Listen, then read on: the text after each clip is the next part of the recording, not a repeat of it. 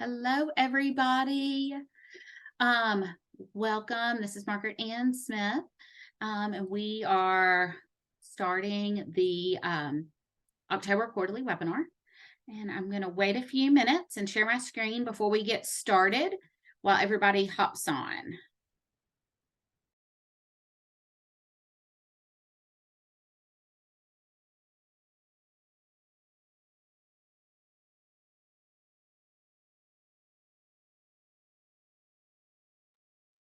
Hey, look, can you confirm you can see my screen? Yes, ma'am, I sure can. Wonderful. Thank you. All right. I know I say this every month. Maybe I'm getting more savvy with it today. But once I go to share my screen, it makes Zoom a little bit wonky on the back end. So does look like the attendance of who's coming in is slowing down. So we'll go ahead and get started. So I want to welcome everyone. This is the October Balance of State quarterly webinar. This is for all Balance of State HMIS users of the system. I appreciate this is done every quarterly. It is required. And let's move on to the next slide. So a little bit of information. All participants are muted. And there is a Q&A feature in the bottom of this. I do ask that you use that feature and not the chat feature. Main reason is because the system will pull out all of the questions that are asked within the Q&A, and so we can go back and compile all of those, but it does not do the chat. So I ask that you do please use the Q&A if you have any questions. We will pause periodically throughout this webinar to answer any questions. This webinar is being recorded, and it will be posted. Actually, it says the HCA partner portal, and that is correct. That is wrong. I'm so sorry. I need to correct that. Before we send it out, I will make that that correction, but it will be posted out on LearnUpon. We will go ahead and assign it to all users, even if you are a part of this call today, just so you have it, so you can go back and refer to it and listen to it. There again, it is only required for everyone, but if you are not here live today, you will be required to go and participate in LearnUpon. So please share with your staff and let them know. And as always, if you have joined with someone else in the room, which is completely okay, I do ask that you submit a help desk ticket letting us know that there were several of you in the room, because we only will be able to see the person that logged in. We will not be able to give everyone credit without that information. It does take about a week for us to get this posted out on LearnUpon, so I do ask for your patience, and we'll send it out via eGram once it's out that it has been posted. You will also see that you've been assigned the webinar. I do want to also point out, I do think this one will be a short one this week, so yay! Or this month, third quarter, whatever. I apologize. So I am Margaret Ann Smith. I am the Data and Reporting Supervisor. Here listed are all the members of my team, but today with me I have Kayla Sexton. She will be also assisting with this webinar today. Kristen and Sarah are out of the office today. They are at a HUD conference, so they are coming back with all kinds of HUD information. So excited to find out what they learned. And then Carol Ann does the data and reporting for ESGCV. If you have any specific questions for any of us, you can always submit them through the HCA partner portal, ask them here today, or you can reach out to us individually. All right, our agenda today, we're going to do a report update. We're going to talk about the current living history and some of those changes. We're going to talk a little bit about coordinated entry and some of those requirements. We're going to talk a little bit about the Data Made Easy plan, and then we'll have our resources slide as we wrap up. So as I said, this is going to be a short one. Hopefully we won't take up too much of y'all's time today. Oh, I forgot to mention, if you if you need closed captioning, or if that's something that you need, if you go to the bottom, there is a button that says more, and you can turn on those closed captioning. So please use that if needed. And Kayla, I'm going to turn it over to you. Thanks, Margaret Ann. First up, we're going to do a little report update. So our LSA opens November 13th. LSA is our longitudinal system analysis. It's one of those huge system-wide reports that we do for HUD every year. So it's that reporting season. The reporting period for that would be October 1st through September 30th. So we are going to be starting that very soon. Sarah and I will continue to look at system-wide data issues and flags and do any data cleanup until the submission deadline, which is usually in January. I don't have a date for that yet, but if you hear from us about some data issues and errors, this is what it's for. So just an FYI on that.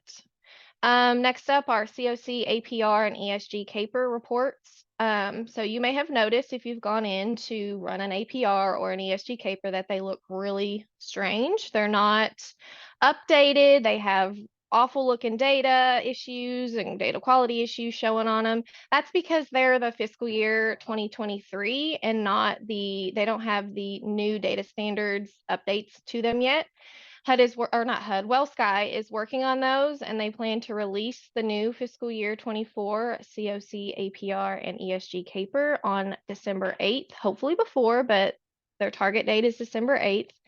And any APRs that are due to HUD prior to that date, mid-December, they're encouraged to request a submission extension by their CPD representative in the local field office. So KHC subgrantees, so anybody that has a report that's usually due to me, and I think it's just 1 or 2 agencies for November and just a handful for December. You don't have to do anything. I will request those, or KHC will request those, and be in contact with you all whenever the time comes for what you need to do, whenever those reports are updated. So you don't have to do anything right now. Just do your with your data piece, still do your program information form and your financial COC APR like you normally would through the WebDraw system. So agencies with direct grants with HUD, you will need to request a submission extension or talk to your HUD contact regarding your APRs. So any direct grants, you talk to your HUD contact, KHC subgrantees, you don't have to do anything right now. I'll be in contact with you if I need anything and when the time comes for that. So for our coordinated entry APR, data quality framework report, and path reports, WellSky announced that they plan to release those mid to late December of this year. So any grantees with a coordinated entry APR or a path report coming due should also reach out to their CPD representative or their path contact to request a submission extension, or just talk through that process and what you need to do for those. Next slide, please. I do want to mention, if you have any questions directly with this, if you have any reports due and you want some clarification or have questions on that, please feel free to reach out to us. We can help you work through some of these requests. So I do apologize for this, and I know this is an inconvenience, but I do want, we are here to assist you with any of this. And we will let you know as soon as things get updated. We will let you know. All right, thank you. Next up, we're going to talk a little bit about the current living history questions. So with the fiscal year 24 HUD data standard updates, we decided to take the opportunity to update and develop a new set of questions, similar to the ones that we had before, but a little bit more clear and concise. And these questions have and will continue to be important data points for our COC to use when analyzing data for the COC and ESG applications, as well as our continued effort in analyzing for racial equity as well. So they are shown here on the right-hand side. They are in the last 2 years. In what Kentucky county did you become homeless? And there's going to be a drop down, and you'll have a list of Kentucky counties. with an option for an out of state. The second one is if you have any, or if you have lived in multiple Kentucky counties in the last 2 years, please select an additional county. Again, that's going to be a drop down with those Kentucky counties. The next one is if you have lived in another part of the US in the last 2 years, please specify the state. Again, another drop down. The next one after that is if other location in the last 2 years, please specify. So that's going to be a text box. So say, for example, someone is from another country or like Canada or something like that. You can type that in if it's not on the drop down in the question above. Next up, the what Kentucky county are you currently staying in? That's a drop down of all counties. Next, did you have housing when you came to this county? That's going to be a yes, no drop down. And then the final question is, what is the primary reason you came to this county? And that's also a drop down, and it has a couple options: access to services and resources, fleeing an abusive situation, job opportunities, family, friends, other, or client prefers not to answer. So those are a few options to select for that question. And again, these questions are really helpful for KHC, our team, as well as you all. So I have gotten custom reports requests from several agencies in the past requesting some of this information for their local purposes. And then again, for internal KHC use for analyzing for racial equity, as well as future funding opportunities, such as the CFC and ESG applications. So that is why we were using these questions and why they're very important to answer for all of your clients. So if you are an emergency shelter, HOPWA, PATH, prevention, PSH, rapid rehousing, RI, SNOFO, SSO, SO, TH, SSVF, GPDVA, or YHDP, then these questions are required for you to fill out. And I wanted to note that right before this webinar, I noticed that one of the questions was missing or not showing on the assessment, but we will get that sorted out and fixed as soon as possible. But these are going to be super helpful for us to learn more about the client's living history. Next up,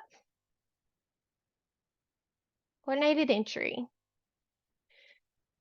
So there are a few areas of the coordinated entry assessment that has been noted that are not being filled out by everyone.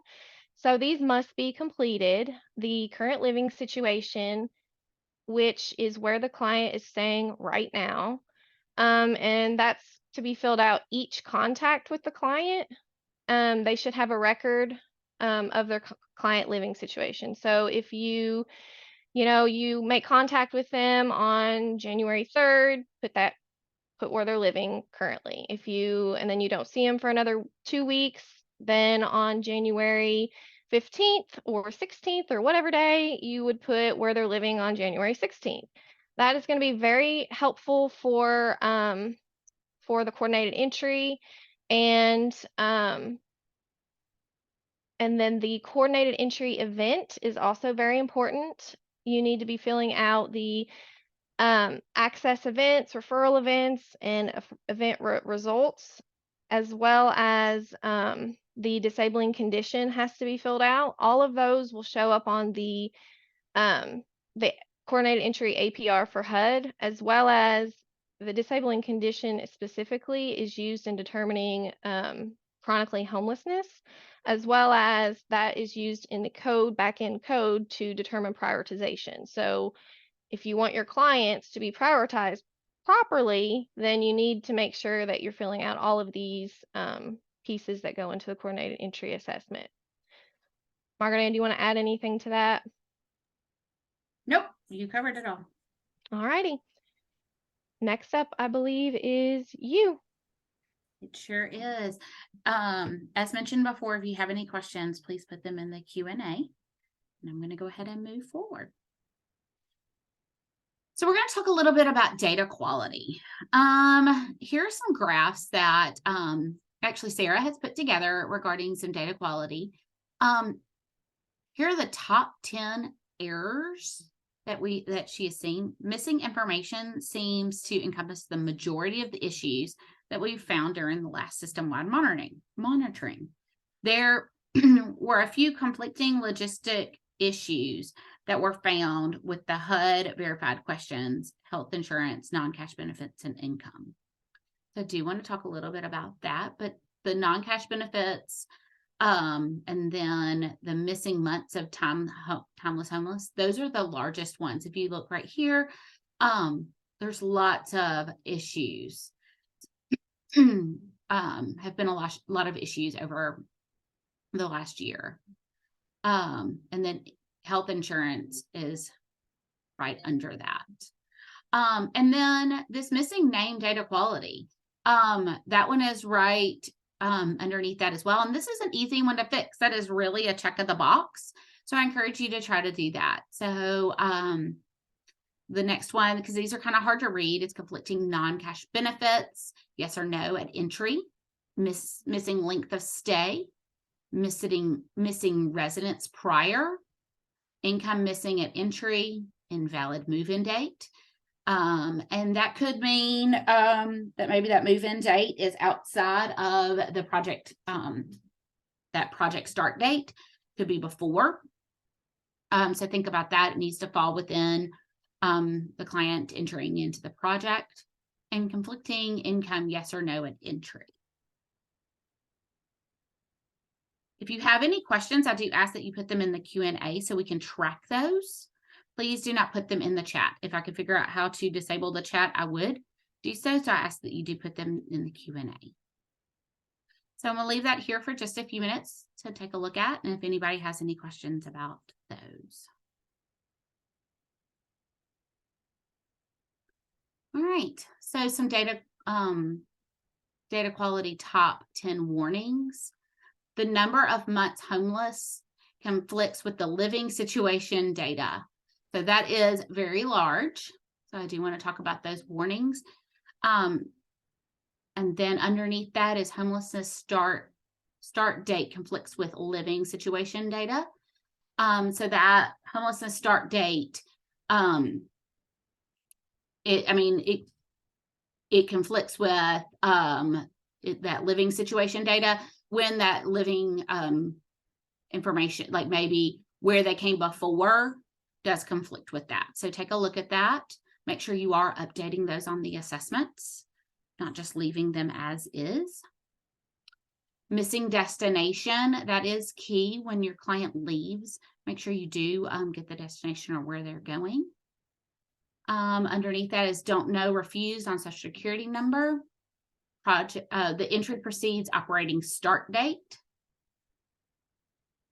That's one of the things on the back end for us, and we will reach out if we find those.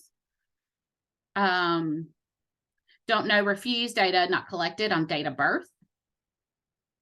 Overlap with emergency shelter project. Homelessness start date later than entry. Future entry date. And don't know, refused on living situation. So those are those top 10 warnings. Kayla, do you have anything to add on those warnings? Yeah, so one of the things that Sarah and I decided that we wanted to do when we look at these top 10 issues that we see, these come out of EVA, first of all. These come out of EVA whenever we import a bit or export some data out of HMIS, we put that into EVA and it throws out all of our issues. I'm sure some of you have gotten emails from us. I know many of you have gotten emails from us to do a lot of this data cleanup. So one of the things that we wanted to do was to take some of the top issues and create guidance documents or trainings around them, or bring them up in these quarterly webinars. And one of the things that that came out of that was our prior living situation guidance document, which will be linked on the resource slide here in a little bit. But that one was one of the largest number of errors that was found, errors and warnings, a lot of issues surrounding that, and what that prior living situation area means and the approximate date of homelessness. So a lot of people get confused by that date. So some people think it's like the date that a person first became homeless like ever, whereas it's asking for the current episode of homelessness. And there's, it's confusing. So that's why we created this document. And so hopefully that helps you understand some of what that, if you get an error, or you get a note from us saying, hey, you got some conflicting or logistical, errors with your prior living situation, any of those questions, that's most likely why is something's not adding up, something's not mathing right, or falling in between the dates correctly, or what have you. So that document will be really helpful to fix some of those, guide you a little bit on how to fix those. So yeah, that's all I wanted to say about that. Thanks, Margaret Ann. Thank you, Kayla. All right. So continuing on with data quality, because the data standard changes and all the data quality framework reports, and those reports are not working properly, we will be waiving those again for November. They were waived for October. They will continue to be waived for November. We'll let you know how December goes. They are hoping that those reports will be updated in December. And we'll be in touch and let you know how our plans for December. Our agencies are still responsible for having good data quality. So some of these reports aren't running. It's really hard to get those data quality reports. You can't run those reports. You can't find out where those errors are, but you're still responsible for that. Oops, sorry. When those reports get to working again, we do ask that you run those and start looking at them. Please continue to run the data quality report and clean up any errors that you can. Just know that when you run those reports, some of those error numbers are going to be really large and they may not actually be errors. So it's going to be hard for you. It may be hard right now to run those reports and find where those errors are, but you are still responsible for the errors that may be in that time frame. So you may have a heavy January. So just know that going in. So just make sure that you are checking as best as you can. And I apologize again for this inconvenience for this.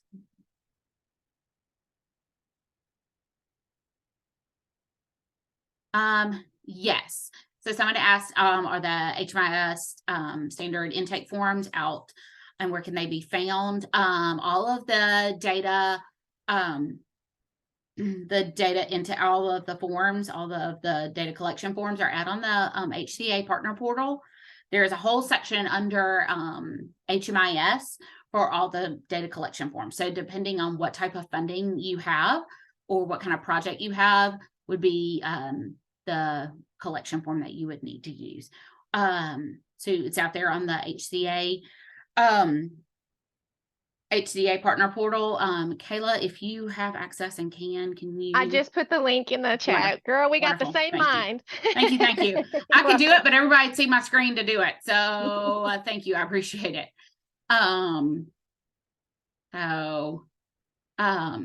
Thank you. So if you have any other questions, please shoot them, put them in the Q&A so we can answer them and we can track them there. So that's as far as data quality. All right, so let's talk a little bit about Data Made Easy.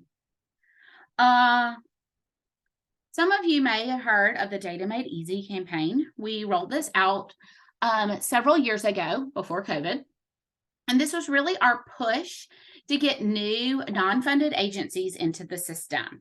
Their data is really important to the balance of state and the state of Kentucky as a whole. So to be able to track those clients and see where they're going and be able to see see what's happening with those clients, and you can track and see how long they have been homeless, and you can use this as a way to document that for their length of time homelessness. So it's really important for the client. And so the more we can see within the system, the better. It also helps our bed utilization as we submit to HUD for future funding. So it's really important. And we look to you all as funded agencies to assist with that. So what we have done, what we have is the HMIS committee has formed. The committee does a lot of things, and we are looking for more people to join. We particularly are looking for representation in Region 1 and Region 2. So if you are in those regions and you are interested, I encourage you to shoot me an email and let me know, and I can get you added to that. Anyone can join. So obviously, even if you're outside of those regions, you can join, but we really are looking for some representation from these regions to join the HMIS committee. We would love any feedback you have as far as HMIS, but then to help us with some decisions with HMIS as well. But one of those is with the Data Made Easy. So agencies from this committee are recommended, they will recommend non-funded agencies to reach out to and agree to be a local ambassador. And so what a local ambassador is this is an agency from each LPC that will mentor a non-funded agency and work with KHC staff to get non-funded agencies to enter data into HMIS. So really what we're looking for is maybe an agency, maybe a shelter that you currently work with. They do not receive funding from us. They could benefit by putting their information into HMIS, as well as our system as a whole could benefit from that. You'll tell them a little bit about the program, give them my contact information, and then I can reach out to them and do a little presentation about the system as a whole and getting them to participate. And then once they do agree to join and come on, you as the local person can kind of work with them on their needs and assist them as they need it to get them up and started, because you are there local. You probably have a lot of the same clients. Obviously, us as HMIS and the balance of state will help them as much as we can, but having that local person there to kind of help them along the way, we have found is very beneficial. So maybe if you know of an agency in your area that you can think of, please join the next HMIS committee or reach out to me and I can get you some information about that. And then if you are in Region 1 or Region 2 and you would love to join, we would love to have some interest there. After the non-funded agency has been, sorry, I already talked about that. I don't need to read that again. So I apologize. So if anybody has any questions or any of that, please let me know, reach out, or shoot me an email when I can give you a little bit more information about that. And as always, if you, we're always looking for people for the HMIS committee. All right, this is our resource slide. When we send out this PowerPoint within Learn Upon, you'll be able to click on these resources. This will be really helpful. I did include a new one for the new HUD data standards and some of those changes that we had been talking about over the last couple of months. Our next meeting is January 24th at 1:30. Here's the link here for to go ahead and register. And Kayla, if you are in a place that you can grab that and put that out there. Just put it in there. Thank you. You're reading my mind. I'm not sure if that's helpful or scary, or maybe a little bit of both. For you, scary, I'm sure. I find it helpful. So thank you so much. I do know that will be really close to our K count, so do keep that in mind. We will be having some communication with all of our HMIS users prior to the K count, and we'll be scheduling some webinars. So please look out for that. I know that sounds crazy that we're already thinking about the K count, but it will be here before you know it. And as I promised, this one was really short this quarter, guys. So we're on our final slide, which is the question slide. So I'm going to stay here for a few minutes. Please use the Q&A for any questions you might have. I do, it is easier after this is over. We can track all of those questions through Q&A. The system does pull out those. And so we can put them in a document, be able to track those. I do ask that you use the Q&A and not the chat. Hey, Margaret Ann, I did see a question in the chat and I wanted to go ahead and answer that. Okay. Jenny had asked about the current living situation. She has said that it will only show the date that you put them in the BoS project and not the date you actually talked to the client after you inputted them in the project. Is that updated, or maybe am I doing it incorrectly? So Jenny, I wanted to kind of tell you, Margaret Ann, if that's okay, I'd like to share my screen Yeah. so I can show her. I think I can do it. Maybe, no, I have to have permission. If you can grant me some permission to share my screen, Yeah. I will So kind of show you all how to do that. let me see if I can stop sharing. Sorry, guys. Multiple participants can share simultaneously. Sometimes I learn better with physically showing somebody something or having somebody show me something. So hopefully that's helpful. All I'm right. gonna make you a co-host and see if that'll help. Yeah. Let me know if you can see my screen, my HMIS screen. I cannot, but let me see if I can stop sharing. Yes. Okay. All right, so I am in our little Monica Geller test client, and I'm in a coordinated entry project, and she has a couple of current living situations recorded. So when you go in to add one, it's automatically going to populate the start date, which is the date that you need to put for that date of contact. So you just erase that date, because you're going to put the date that you met with them. So I'm going to put that I met with her yesterday. And then you fill all this information out and you save. And where did it go? I guess I have to fill everything out. I don't want to have to fill all that out, but I will. Information, date. Let's just put she's still in the emergency shelter, verified by, let's just put a random, let's put you guys. We'll put yes. You can put anything in here. I'm just going to write test. And I'm going to put have resources or network to obtain parallel. We're going to put no. And last 60 days, no. And then I'm going to hit save. Oops, I hit save another. All right. Oh, why did it not show? Let me hit save and exit and go back into it. That might be my problem. Or it could be that I'm not backdated. Where is it? Did I go down too far? Here it is. Oh, it's not showing up. That usually works. Margaret Ann, any tips on why that's not showing up? No. All you should have to do is change the date here. But it could be because I'm not an actual provider. But that's what you should have to do, is just go in, and it could be that I'm not an actual provider and it won't let me because I'm not backdated and all of that. But So Jenny, is this what you're seeing?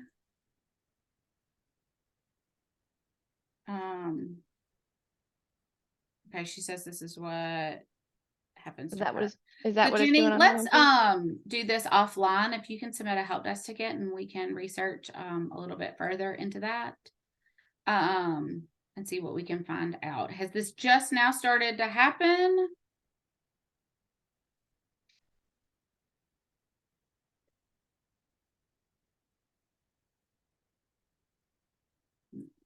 You put in a backdate in here, see if that helps. No, she said it's been happening for a while. Okay, well, we'll look into this a little bit further, Jenny, and we'll if you'll submit a ticket through the partner portal, and we'll see if we can assist with that. And more to come on that, guys. So if we figure out something, we'll provide something next quarter as we get some. Yeah, thanks for bringing that to our attention. It should work. So I'm not sure if it's something I'm doing or if it's because I don't have the, Sherry I'm says not a she's got the provider. same issue. Okay. So Okay. we're gonna research and see what we can find out, and we'll get back with you. We will have something in the next quarter webinar and see what we can find out. Thanks for letting us know, putting this out. So, someone else has asked during the in the Q&A, do we know when the K count data for 2023 will be available? Soon. We are hoping very soon. I do know it's being looked at. You're welcome to submit a help desk ticket. And I can route it to Shay and she can get that to you. But no, I do not have a date at this time. I do know that it's being worked on, and I do know that soon is the answer, but I know that that's not extremely helpful. So, but that's not something that we necessarily do in our HMIS. So I would have to route you to the right person. All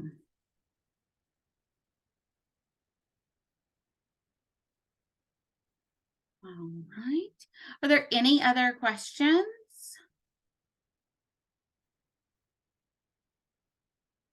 Any other questions about anything that we went over today?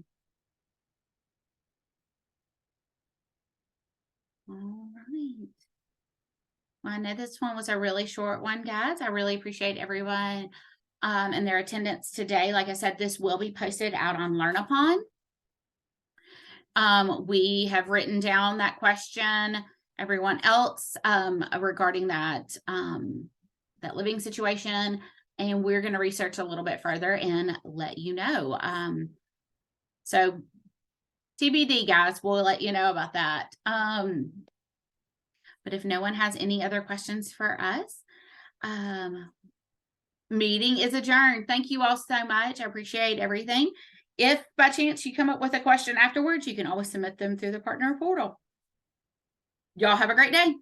Thanks so much, guys.